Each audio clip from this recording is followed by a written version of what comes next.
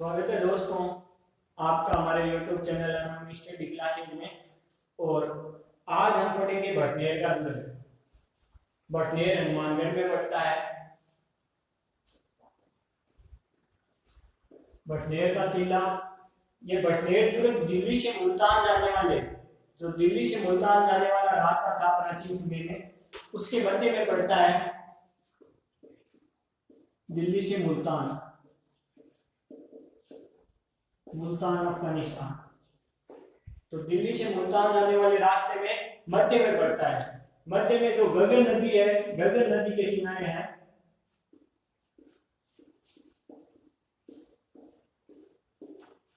गगन नदी के किनारे बसा हुआ है और ये धान्य श्रेणी का दुर्ग है। वैसे तो नदी के किनारे है, लेकिन ये धान्य श्रेणी का दुर्ग है क्योंकि गगन नदी तो एक स्रोत है जल का, इसके लिए धान्य श्रेणी का दुर्ग है। वैसे जल दुर्ग मत कर देना गाँव है। तो भटनेर दुर्ग दिल्ली से मुल्तान जाने वाले रास्ते में गगन नदी के किनारे है, धान्य श्रेणी का दुर्ग है। और इसका निर्माण 30वीं शताब्दी के अंत में फिक्स समय तो अभी कंफ्यूजन है, किताबों में भी अलग अलग बुक में अलग अलग दिया जाता है इसका समय। कोई में 98, कोई में 295, वैसे अलग अलग दिया जाता है। लेकिन 30वीं शताब्दी के अंत में यह फिक्स है। और इसका निर्माण जो भाटी पंजाब से आए थे, तो भाटी शासक भूपत भाटी ने इसका निर्माण करवाया था। शिल्पी था केकैया शिल्पी की देख रेख में इसका निर्माण करवाया था। और इस दुर्ग को भाटियों की मरोड़ कहा जाता है। भाटियों की मरोड़ की भाटी इसी के कारण मरोड़ कहते हैं, तो भाटियों की मरोड़ कहा जाता है इस दुर्ग को। फिर भाटी घूमते हुए जैसलमेर गए थे और जैसलमेर के दुर्ग का निर्माण करवाया था। तो भूपत भाटी ने इसका निर्माण करवाया था। और भटनेर का दुर्ग ऐसा दुर्ग है जो भारत में सर्वाधिक विदेशी आक्रमण झेलने वाला दुर्ग है। इस पे विदेशी आक्रमण होते थे। जो उत्तरी सीमा से पाकिस्तान, अफगानिस्तान और जो अरब के जितने मुस्लिम शासक थे वो आक्रमण करते थे भारत पर, तो सर्वप्रथम भटनेर आता था। जैसे यहाँ भारत की सीमा है तो यहाँ पे भटनेर पड़ता है, तो पाकिस्तान, अफगानिस्तान से जो आक्रमण करने वाले हैं वो सर्वप्रथम भटनेर से सामना होता था। और भटनेर दुर्ग ईंटों से बना हुआ दुर्ग है। इसका निर्माण ईंटों से हुआ है। इस पे जो आक्रमण हुए उनमें से एक आक्रमण हुआ था 1001 ईस्वी में, महमूद गजनवी का। फिर अगला जो मोस्ट आक्रमण है आपको याद रखना है, वो 1398 ईस्वी में करूर शासक था एक तैमूर लंग, जिसका दिल्ली पर भी आक्रमण हुआ था। तो तैमूर लंग ने 1398 में इस पे आक्रमण किया था। और तैमूर लंग का आक्रमण इसलिए याद रखना है क्योंकि इसके आक्रमण के समय जो भटनेर दुर्ग में जो स्त्रियां थी वो हिंदू स्त्रियां और मुस्लिम स्त्रियां दोनों ने जोहर किया था।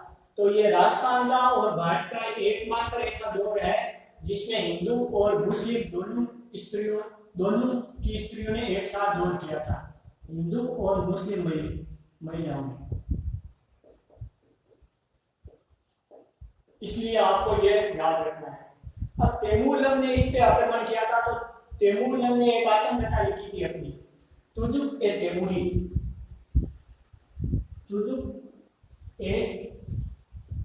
तैमूरी। तो तुजुक ए तैमूरी में तैमूर लंग ने कहा था कि मैंने पूरे भारतवर्ष में इतना मजबूत किला कहीं और नहीं देखा। तो तैमूर लंग ने अपनी आत्मकथा तुजुक ए तैमूरी में कहा था कि मैंने पूरे भारतवर्ष में इतना मजबूत किला और नहीं देखा, कहीं और नहीं देखा। फिर इस पे अलग अलग वापस भाटियों का अधिकार हो गया था। और बाद में जब 1805 ईस्वी में बीकानेर का शासक था सूरज सिंह, तो सूरज सिंह ने इस पे आक्रमण किया था। मंगलवार के दिन आक्रमण किया था और मंगलवार के दिन इस दुर्ग को जीत लिया था। तो मंगलवार के कारण इस दुर्ग को जीतने के कारण इसका नाम भटनेर से हनुमानगढ़ दुर्ग कर दिया गया, बालाजी के नाम पर। और इस दुर्ग में हनुमान जी का एक मंदिर है, एक गोरखनाथ जी का मंदिर है, आपको याद रखना है गोरखनाथ जी का मंदिर। और हनुमान जी का मंदिर, ये 2 मंदिर हैं। तो ज्यादा बातें नहीं, इतनी बातें मैं एक बार वापस बता देता हूँ आपको। बटनेर दुर्ग दिल्ली से मुल्तान जाने वाले रास्ते में पड़ता है, मध्य में गगर नदी के किनारे है। इसका निर्माण 3वीं शताब्दी के अंत में भाटी शासक भूपत ने, जो शिल्पी था केकैया, उसकी देखरेख में करवाया था। इसे भाटियों की मरोड़ कहते हैं। और फिर उत्तरी सीमा का प्रहरी, बटनेर को ही कहा जाता है उत्तरी सीमा का प्रहरी। यह भी आपको याद रखना है, मैं लिख देता हूं, उत्तरी सीमा का प्रहरी। तो उत्तरी सीमा का प्रहरी बटनेर दुर्ग को ही कहा जाता है। और उत्तर का प्रवेश द्वार भी है। सर्वाधिक विदेशी आक्रमण झेलने वाला दुर्ग है। 1001 ईस्वी में महमूद गजनवी का आक्रमण, फिर 1398 ईस्वी में तैमूरलंग का आक्रमण, और उसके समय हिंदू मुस्लिम महिलाओं ने एक साथ जोर किया था। और तैमूरलंग ने अपने आतंक का तुझु के तैमूरी में लिखा था कि मैंने पूरे भारतवर्ष में इतना मजबूत किला कहीं और नहीं देखा। ये चीजें आपको याद रखनी है। फिर 1805 में सूरज सिंह ने इसे जीतकर इसका नाम हनुमानगढ़ कर दिया था, मंगलवार के दिन जीतने के कारण। तो ये चीजें हैं बटनेर दुर्ग के बारे में। और इसके बाद हम चूरू पढ़ लेते हैं। चूरू का दुर्ग, चूरू में भी दुर्ग है। काफी लोगों को तो ये नहीं पता होगा कि चूरू में दुर्ग है, क्योंकि ज्यादा नाम आता नहीं है। क्वेश्चन तो आते हैं, लेकिन क्वेश्चन वही आते हैं जो किसी को नहीं आते। मतलब क्वेश्चन ऐसा आता है चूरू में से आएगा, तो ऐसा क्वेश्चन आएगा तो नहीं आएगा बहुत सारे लोगों को, वरना चूरू में से क्वेश्चन नहीं आता। तो जो चूरू का किला है, चूरू का किला, इसका निर्माण 1739 ईस्वी में हुआ था। और 1739 ईस्वी में करवाया किसने था? बीकानेर का एक सामंत था। बीकानेर रियासत का एक सामंत था जिसका नाम था कुशाल सिंह। कुशाल सिंह नाम का एक सामंत था बीकानेर रियासत का। उसने चूरू के किले का निर्माण करवाया था 1739 ईस्वी में। और फिर चूरू के किले में 2 चीजों का आपको ध्यान रखना है। एक तो इसमें कबीर पाठशाला है। ये चूरू वालों को नहीं पता होगा कि इसमें कबीर पाठशाला है, और इसका क्वेश्चन आया था कि कबीर पाठशाला कौन से दुर्ग में है, तो चूरू के किले में है। दूसरी है पुत्री पाठशाला। ये 2 पाठशालाएं हैं चूरू के दुर्ग में। वर्तमान में थाना, जो पुलिस थाना होता है, वो चल रहा है। वर्तमान में पुलिस थाना है यहाँ पे चूरू के दुर्ग में, पुलिस थाना चलता है। तो 1739 ईस्वी में बीकानेर का सामंत कुशाल सिंह ने चूरू का दुर्ग निर्माण करवाया था। फिर 1790 ईस्वी में जब बीकानेर का शासक सूरज सिंह था, तो सूरज सिंह ने इसे भी बटनेर की तरह जीतने के लिए आक्रमण किया। लेकिन उस समय चूरू के किले का शासक था शिव सिंह। तो शिव सिंह ने इस आक्रमण को विफल कर दिया था।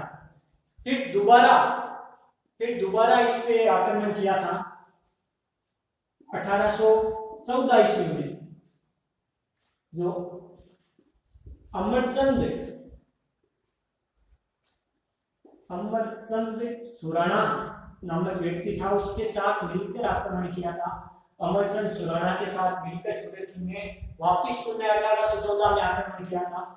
तो एक विशेष बात हुई थी कि चूरू के किले में उसी समय शिव सिंह था शासक। तो शिव सिंह के पास क्या हुआ, गोला बारूद समाप्त हो गए। तो गोला बारूद समाप्त होने के बाद शिव सिंह ने यहाँ पे क्या कहा कि जो इसके पास चांदी थी, उस चांदी के गोले बनाकर चांदी के गोले डाले गए। तो एकमात्र ऐसा दुर्ग है जिससे चांदी के गोले डाले गए। तो गोला बारूद समाप्त होने पर चांदी के गोले डाले गए, और जो विरोधी सेना थी वो चांदी के गोले को लेकर फरार है। तो बड़ी अच्छी टेक्निक लगाई उन्होंने आक्रमण से बचने के लिए। ये चीजें आपको याद रखनी है। इसके बाद 2 छोटे दुर्ग मैं बता ही देता हूँ। एक सुजानगढ़ में भी दुर्ग है, काफी लोगों को नहीं पता होगा। सुजानगढ़ में दुर्ग है। तो सुजानगढ़ में जो दुर्ग है उसमें आपको इतनी सी बात याद रखनी है कि सुजानगढ़ का दुर्ग है उसे हड़बुज्जी की कोठी कहा जाता है। हड़बुज्जी की कोठी इस नाम से प्रसिद्ध है सुजानगढ़ का दुर्ग, यही है की बात है। और जो चूरू का दुर्ग है उसकी जगह पे चूरू का जाट बाहुल्य क्षेत्र है, तो इसमें जाटों को एक कोठी हुआ करती थी दुर्ग से पहले, धुवन कोठी कहा जाता था जिसको, जाटों की एक कोठी थी इसकी जगह पहले, जिसे धुवन कोठी कहा जाता था। फिर उस आशिक ने इसकी जगह चूरू का दुर्ग का निर्माण किया। एक रतनगढ़ में भी दुर्ग है, तो जो रतनगढ़ में दुर्ग है उसका निर्माण सूरज सिंह ने करवाया था। सूरज सिंह ने जिसपे चूरू पे आक्रमण करने के पश्चात रतनगढ़ में एक दुर्ग का निर्माण करवाया था, जिसे रतनगढ़ का दुर्ग कहते हैं, सूरज सिंह ने। बस इतनी बातें, छोटे छोटे दुर्ग है। उसके बाद जो मोस्ट इम्पोर्टेंट है वो जयपुर का दुर्ग है, हमें फिर कोटा के बारे में तो वो हम बाद में पढ़ेंगे। ठीक है, आज की क्लास में समाप्त करते हैं। तो आपको याद रखना है एक कबीर पाठशाला और पुत्री पाठशाला का आपको ध्यान रखना है। तो धन्यवाद दोस्तों, फिर मिलेंगे।